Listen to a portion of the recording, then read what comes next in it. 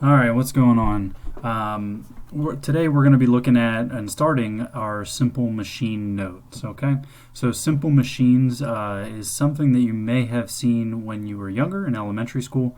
What we're going to be looking to do is take it one step further and looking at this idea of mechanical advantage. Okay. All right. So to go ahead and get started for today, Wednesday, you're going to want to download the Mechanical Advantage notes.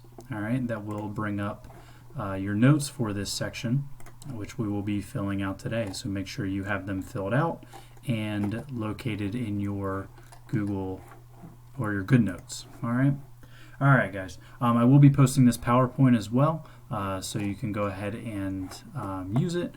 But remember, you can pause the video and stop at any time to make sure you get it written down. But I am being pressed by the 15 minutes that I'm allowed to do on this, so I'm usually getting close every single time. So let's go ahead and take a look at what simple machines are. Okay, what simple machines are is they're things that you use every single day.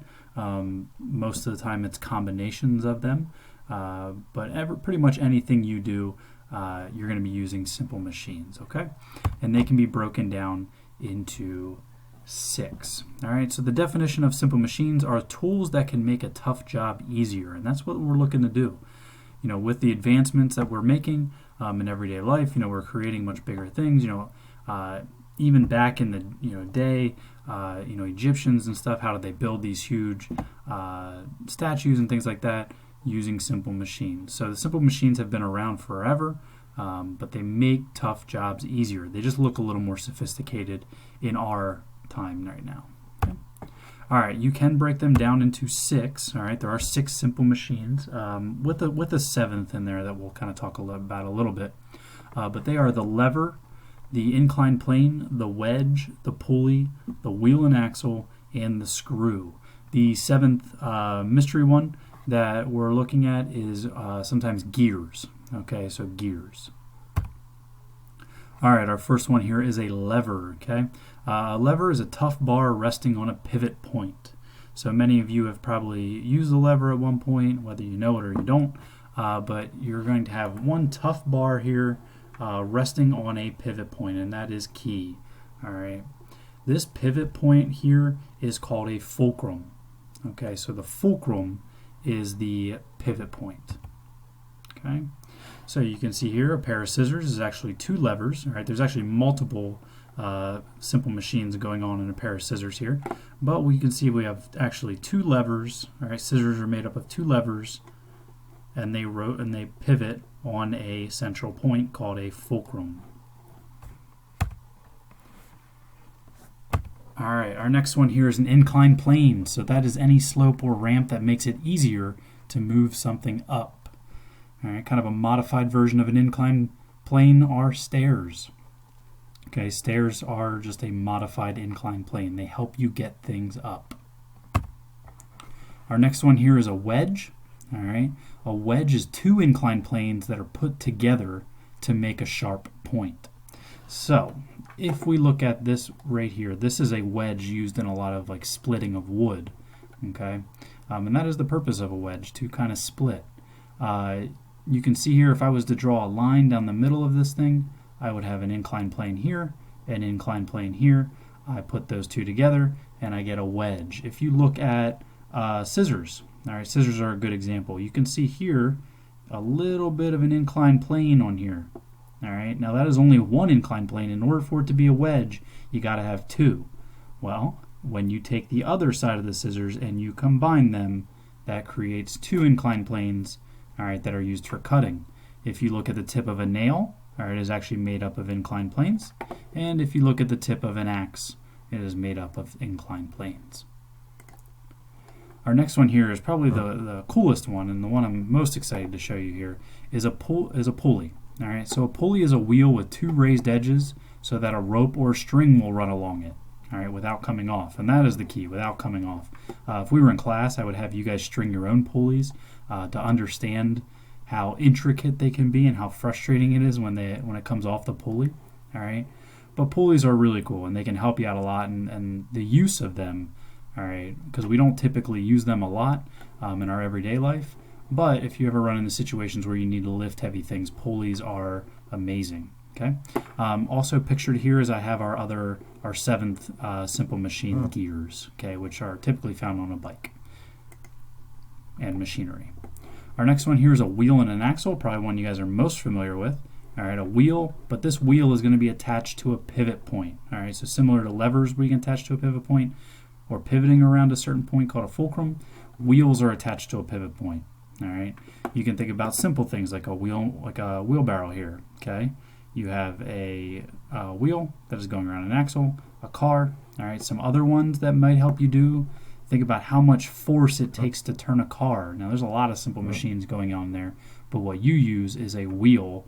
All right, and the steering wheel column is the pivot point or the axle. A doorknob. All right, doorknobs help you open doors. Okay. All right, our next one here is a screw. Okay, a screw is an inclined plane wrapped around a cylinder. I will show you a pretty cool way to visualize this in a future video. All right, but to kind of explain it here, if you were to take a piece of paper and fold it into an inclined plane, then you take that piece of paper and you wrap it around a pencil, you get this kind of screw action here. Okay, so this is just an inclined plane wrapped around this cylinder. All right, this is an inclined plane or a piece of wire wrapped. Okay, same thing here. All right, our definition for work that we are going to use is the force through a distance. Okay, so work is basically, how much force, all right, we've talked about force a lot, do you want to put over a certain distance? All right, those are the big keys there. All right, so if we identify the fulcrum in this picture, go ahead and point to it on your screen. You should be pointing identify the lever. There's the lever, and then you can identify the fulcrum. Go ahead and point to it. It is right there. Very good. Some common levers here. All right, go ahead and on the wheelbarrow here we do have a lever. All right, there it is, and we do have a fulcrum. There it is. All right, the fulcrum actually acts as the axle too for the wheel. On this doorknob here we do have a lever right there, and it is pivoting around a fulcrum. The fishing rod is actually a lever. All right, and the fulcrum, interesting enough, is actually going to be your hands. Okay, so if you think about casting kind of a fishing rod, you can see how it's pivoting on that point. The inclined planes there, we got wedges here, we've talked about those, pulleys, the wheel and axle, and the screw. All right, so you may have seen those in elementary school. All right, some classes and some students I run into have learned about them, other ones have not. Mr. Hessert's also starting to introduce them a little bit in 6th grade, so if you have seen them, awesome. All right, that should be a little bit of review for you. What we're going to in 8th grade is called mechanical advantage. All right, this is the measure of force amplification using a simple machine, and that can give you a mechanical advantage. So let's break down this definition a little bit. Force we have talked about. All right, that is how much force or applied force could be added to something. We measure that in newtons. Amplification means to make bigger. Okay, and advantage means that you get the upper hand. All right, so what we're looking at is here, you want to put in a little bit of force, amplify it using the simple machine to give yourself an advantage. Okay, so this is going to help you do work easier. All right, if you're working through your notes, all right, just to be clear on your notes, all right, you do have six types of simple machines, all right, which we've talked about at the beginning. Okay, I'll run back through the beginning here. All right, so you do have your 6 simple machines. All right, and if you want to follow the directions with coloring, all right, whether it's circling the wedge in green, tracing the inclined plane in blue, all right, circling the pulley in orange, all right, that can be a little bit of a challenge for you. Okay. All right. Moving back through our notes here to make sure I don't run out of time. All right, this is the most important part here. All right, what simple machines do for you. All right, and as you're thinking about these, and as you see some kind of videos that I'll be posting later, I want you to think about these two things because this is what a simple machine does. Number one, it allows us to apply less force. All right, so I want to do a little bit of work and I want to get, or a little bit of force, and I want to get a lot out of it. All right, that's the point. I just want to move my hand slightly to turn my car, and I want to be able to move a 3,000-pound car. All right. Number two is it changes the direction in which we can apply the force. The best way that I can explain this to you is if you ever been in the weight room, okay, in gym class or something like that, and you're using a machine that looks like this, okay, a push down. All right. When you're lifting those weights, I mean, the idea of that machine is to lift the weights up. But instead of you lifting up, you get to push down, all right, by using a pulley. Okay, I know it says fulcrum here, that's just where it's attached. All right, but by using a pulley, you get to push down to lift things up. All right, and that's the point of what simple machines do.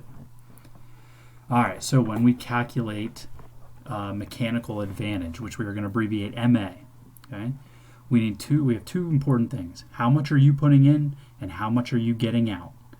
The amount that you put in is called your input force. This is also called the effort. So how much effort are you putting in? Okay? The output force is the force put out by the machine. And again, the point of simple machines is for this number, this input force to be really low and this output force to be really high. Okay? Put a little bit in, get a lot out. Here are your equations. All right? For levers, all right, we're going to use this equation. All right, and this equation is actually pretty general for all simple machines. We're going to use force output divided by force input. So what you get out of the machine divided by what you get put into the machine. Okay. Now, if you think about both of these are in forces, so my units for both of these would be Newton on top and Newton on the bottom. And when you have the same thing on the top and bottom, you cancel them out. So you actually have no units for mechanical advantage. Okay. I want this number to be really big, this number to be really small. I do a little bit of division. That should give me a very high mechanical advantage. For the lever, all right, and just get these down and then I'll show you some examples next week. The length of the input arm divided by the length of the output arm. So this is going to be very, very important where the fulcrum is. And again, just go ahead and get this down. I'll show you some videos. I'll make a video later, or on Monday we can talk about or show you what's going on here. For a ramp, all right, we're going to be using ramp length divided by ramp height. Okay, so the longer the ramp is, going up to a short height, the more mechanical advantage, the less you got to work. All right, so I got 2 minutes here. So a lever, all right, is used to lift a heavy box, has an input arm of 4 meters and an output arm of 0.8 meters. What is the mechanical advantage of the lever? Please make sure you go back to your lever. All right, I'm going to have you guys fill these out for Monday, all right, to see if you can go ahead and do it. All right, you have an input arm and you have an output arm. So you are going to be using this equation right here. For the second problem, a 5-meter ramp lifts objects to a height of 0.75 meters. What is the mechanical advantage of the ramp? All right, so I'm using a ramp here, this equation.